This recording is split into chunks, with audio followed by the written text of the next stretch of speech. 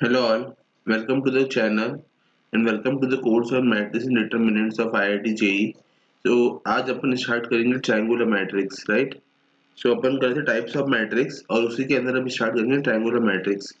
तो suppose let A be a square matrix, right. अगर A एक स्क्वायर मैट्रिक्स है such that A equal to A11, A12, A13, A1n, A21, A22, A23, A2n, right? And similarly so on, AN1, AN2, AN3 and AMN। तो बच्चों ये जो square matrix है ये n cross n order की square matrix है, right. तो अब अपन देखो इसमें क्या होता है। ये any element of A is Aij, right? For I equal to j, we got diagonal elements, right? Diagonal elements मिलते हैं। और अगर मैं I लेस देन j कर दूं तो मतलब मुझे कैसे एलिमेंट मिलेंगे बच्चों? A12, A13, A14 and so on. तो देखो ऊपर वाले मैट्रिक्स में अगर ये डायगोनल है तो इसको छोड़ के ये सारे एलिमेंट्स, ये वाले सारे एलिमेंट बच्चों कैसे एलिमेंट होंगे? ये वाले सारे एलिमेंट कैसे होंगे? आई लेस देन जे के लिए, राइट। और इसी तरीके से अगर आई ग्रेटर देन जे हो जाए तो डायगोनल के नीचे वाले एलिमेंट्स, मतलब ये अगर डायगोनल है अपना, अगर ये अपना डायगोनल है तो इससे नीचे वाले एलिमेंट्स, मतलब ये वाला, ये वाला, ये वाला, राइट। तो ये सारे एलिमेंट कैसे हो जाएंगे बच्चों? आई लेस ग्रेटर देन जे, राइट। तो इसको अपन दो पार्ट में देख सकते हैं ट्रायंगुलर मैट्रिक्स को, which is upper triangular and lower triangular. तो अपर ट्रायंगुलर में क्या होता है? अपर ट्रायंगुलर क्या है कि ए आई जे इज जीरो जब आई ग्रेटर देन जे है उस केस में। और तो मतलब सारे एलिमेंट जो कि प्रिंसिपल डायगोनल से नीचे है वो सारे जीरो, और यहाँ पे सारे स्केलर्स, मतलब कुछ भी वैल्यूज। तो ये बच्चों ऐसी मैट्रिक्स कैसी कहलाएगी? Upper triangular matrix. और लोअर ट्रायंगुलर मैट्रिक्स बच्चों क्या होती है? लोअर ट्रायंगुलर मतलब लोअर ट्रायंगल के अंदर, ये देखो ये ट्रायंगल बन रहा है ना एक तरीके से, ये ट्रायंगल है, राइट। तो ये ट्रायंगल के अंदर ये सारे एलिमेंट कुछ ना कुछ है और ये वाली वैल्यूज जीरो है, मतलब आई लेस देन जे वाली values A I J zero है, राइट। इस तरीके से तो ये बच्चों लोअर ट्रायंगुलर मैट्रिक्स है, राइट। जैसे एग्जांपल देख लो बच्चों, ऐसे देखो 3 -2 4 2 7 -3। अब देखो बच्चे कौन से? ये और ये तीनों एलिमेंट कैसे हैं बच्चों? जीरो।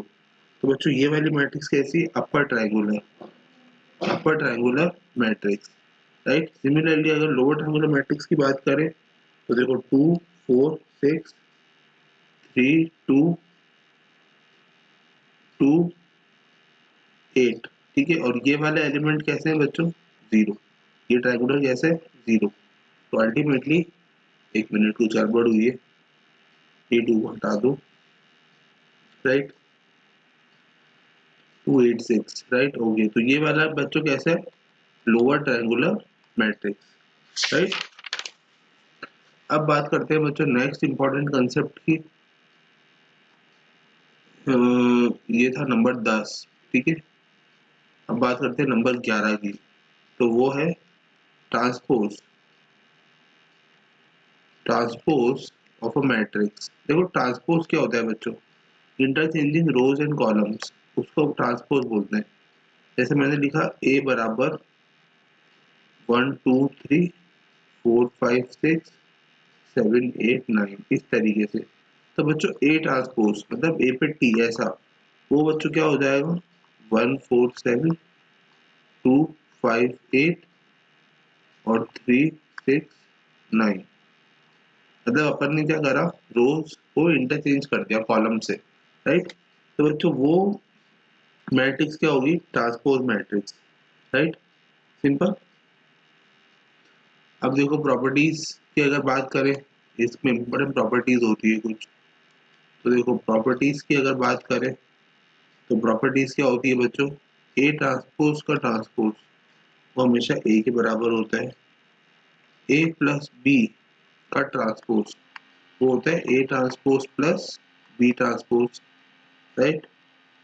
के into A transpose whole transpose ये बराबर होता है के इंटू ए ट्रांसपोज के बराबर, और ए बी का होल ट्रांसपोज ये होता है बी ट्रांसपोज ए ट्रांसपोज। तो ये कुछ प्रॉपर्टीज है जो हमें याद होनी चाहिए, राइट। अब बात करते हैं नेक्स्ट मैट्रिक्स की, जो कि है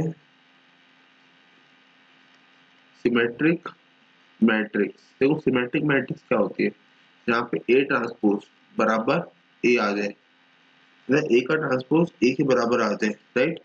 तो वो सिमेट्रिक मैट्रिक्स कहलाती है। मतलब अगर इन शॉर्ट बात करूँ तो ए आई जे बराबर A J I, right, for all I and J, right. तो यही मतलब हो गया कि ए ट्रांसपोज बराबर ए। जैसे फॉर एग्जांपल मैंने मैट्रिक्स ली कुछ ऐसी 1 4 5 4 2 -6 5 -6 3, राइट। अब देखो ये अगर ए मैट्रिक्स है तो इसका ट्रांसपोज निकालो, ए ट्रांसपोज क्या होगा बच्चों, 1 4 5 4 2 -6 और 5 -6 3।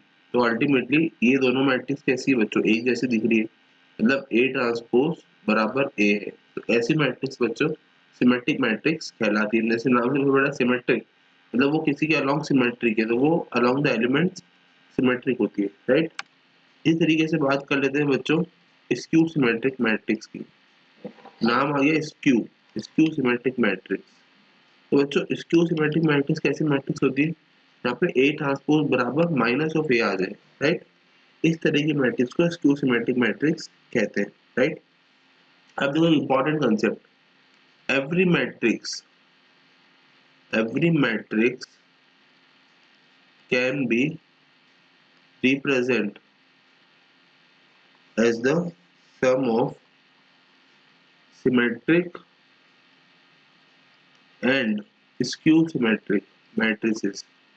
देखो अगर A को लिखा है तो मैं A को लिख सकता हूँ कैसे, half of A plus A transpose, ठीक है, plus half of A minus A transpose, right, which is P plus Q, right. जहाँ पे जो बच्चों P है वो स्क्यू सिमेट्रिक मैट्रिक्स है, और ये जो Q है ये स्क्यू सिमेट्रिक मैट्रिक्स है, राइट। इस तरीके से अब बात कर लेते हैं नेक्स्ट मैट्रिक्स की, जो कि है सिंगुलर मैट्रिक्स। तो सिंगुलर मैट्रिक्स की खासियत क्या होती है बच्चों, मैट्रिक्स तो मैट्रिक्स ही होती है, राइट, और स्क्वायर मैट्रिक्स होती है अगेन। तो स्क्वायर मैट्रिक्स होती कैसी है बच्चों, स्क्वायर मैट्रिक्स होती है such that determinant of A is zero. अब डिटर्मिनेंट क्या होता है बच्चों, है ना, ये सिंगुलर तब कहलाएगी, इस singular if determinant of A is zero. Determinant of A बच्चों क्या होता है, जैसे मैंने लिखा एक मैट्रिक्स दी 1 2 1 2 1, राइट, इस तरीके से। तो अब बताओ ये सिंगुलर है तो देखो डिटर्मिनेंट कैसे निकालते हैं, इस रो का मल्टीप्लाई माइनस इस रो का मल्टीप्लाई, मतलब 1 - 4। तो बच्चों ये मैट्रिक्स क्या है -3। डिटर्मिनेंट कैसा आया बच्चों, नॉन जीरो, मतलब ये सिंगुलर नहीं है, नॉन सिंगुलर मैट्रिक्स है, राइट। अब बात कर लेते हैं टॉपिक, जब नाम आ ही गया है टॉपिक का नॉन सिंगुलर, तो बच्चों नॉन सिंगुलर मतलब again square matrix, matrix square है पर डिटरमिनेंट जो है वो नॉन जीरो, जैसे ऊपर वाले केस में। तो ये नॉन सिंगुलर मैट्रिक्स है। अब सिंगुलर मैट्रिक्स कैसे होगी बच्चों, जैसे 1 1 1 1, ठीक है, तो डिटरमिनेंट कैसा आ गया, जीरो, मतलब ये मैट्रिक्स कैसी होगी, singular. Singular matrix, right.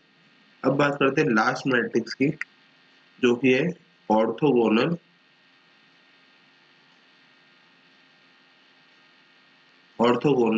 Matrix. Orthogonal matrix, right.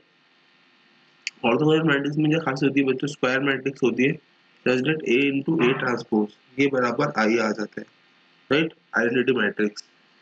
तो बच्चों ऐसी मैट्रिक्स कैसे होती है, ऑर्थोगोनल होती है, राइट। अच्छा, इसमें एक इम्पॉर्टेंट नोट भी मार्क कर लो, बहुत इंपॉर्टेंट है। नोट क्या है बच्चों, नोट है कि if a matrix A is orthogonal, then determinant of A is plus minus 1, right? Then matrix is called proper or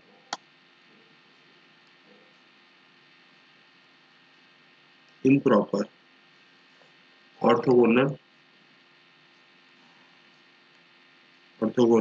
matrix.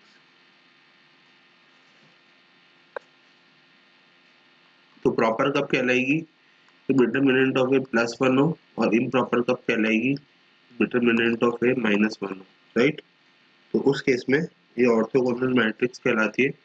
और ए इनवर्स बराबर ए अगर आ जाए तो फॉर ऑर्थोगोनल मैट्रिक्स, राइट। इस तरीके से ये कुछ इंपॉर्टेंट नोट था। अब बात कर लेते हैं लास्ट टॉपिक की इस वाले लेक्चर की, जो कि है इक्वालिटी ऑफ मैट्रिसेस। तो कोई भी मैट्रिक्स इक्वल कब होगी, अगर मेरे पास दो मैट्रिक्स गिवन है तो मैं बोल सकता हूँ अगर matrix A I J, right, A I J बराबर ए जे आई, ये तो ट्रांसपोज की कंडीशन हो गई, ये तो नहीं है। अपने पास क्या है कि कोई एक मैट्रिक्स है ए, उसके एलिमेंट है ए आई जे, और दूसरी मैट्रिक्स है बी, उसके एलिमेंट है बी आई जे। अगर ए इक्वल टू बी होगी if all A I J equal to B I J, इस तरीके की मैट्रिक्स अगर है, right, so A I J equal to B I J, corresponding element equal होंगे, साथ में order must be equal, order भी इक्वल होना चाहिए। मतलब अगर ए मैट्रिक्स है वो अगर m क्रॉस n ऑर्डर की है, तो बच्चों बी मैट्रिक्स भी m क्रॉस n ऑर्डर की होगी। तो ये ऑर्डर इंपॉर्टेंट है, ऑर्डर हमेशा सेम होना चाहिए, तब जाके अपन बोल सकते हैं कि ऑर्डर जो है जो मैट्रिक्स है वो इक्वल है, ठीक है ना।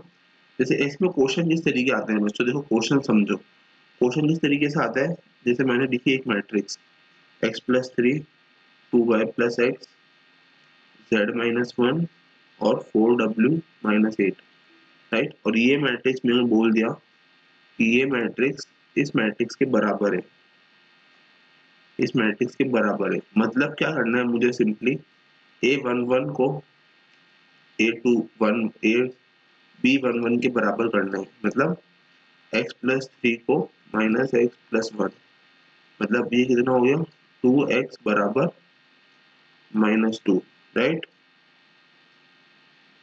तो x बराबर वेट माइनस 1 माइनस 3, ये माइनस 1 है, यहाँ पे मैंने प्लस 1 लिख दिया, माइनस 1 तो ये माइनस 4 हो जाएगा, तो x बराबर माइनस 2, राइट। सिमिलरली जब कॉरेस्पॉन्डिंग एलिमेंट्स को सॉल्व करेंगे बच्चों, तो y की वैल्यू 1 आएगी, z की वैल्यू 4 आएगी और w की वैल्यू 4 आएगी, राइट। तो इस तरीके से अपन किसी भी सॉल्यूशन को, किसी भी मैट्रिक्स को इक्वल करके सॉल्व कर सकते हैं, राइट। तो ये था अपना आज का lecture. From next lecture we will be starting the topic algebra of matrices. ये टॉपिक को स्टार्ट करेंगे, algebra of matrices, right. So thank you so much and have a nice day. Thank you.